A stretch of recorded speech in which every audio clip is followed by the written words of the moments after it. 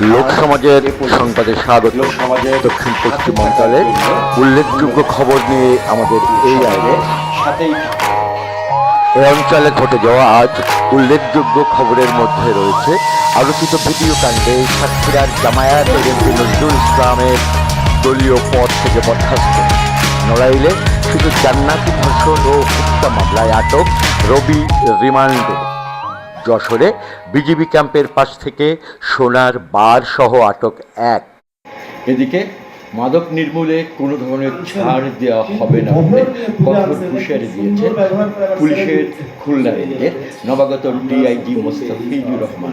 তিনি বলেছেন, কোনো পুলিশ সদস্যের বিরুদ্ধে মাদক ব্যবসায়ীদের সাথে সখ্য থাকার সত্যতা পাওয়া গেলে তার বিরুদ্ধে বুধবার যখন পুলিশ সুপার কার্যালয়ে সম্মেলন কক্ষে সাংবাদিকদের সাথে এক মতবিনিময় সভায় যে কথা বলেন ডিআইজি। এর আগে তিনি যখন পুলিশ সুপার কার্যালয়ে পৌঁছালেন তাকে সম্মাননা জানান পুলিশ সদস্যদের একটি চৌকশি। এছাড়া এদিন তিনি পুলিশ সুপার কার্যালয়ে একটি বৃক্ষরোপণ করেন।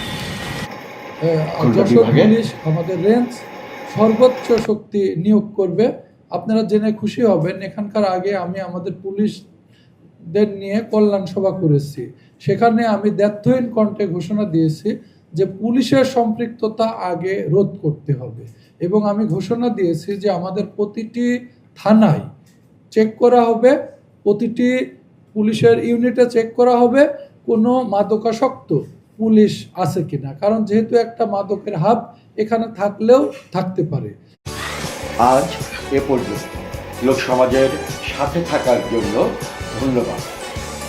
লোক সমাজের সাথেই থাকুন।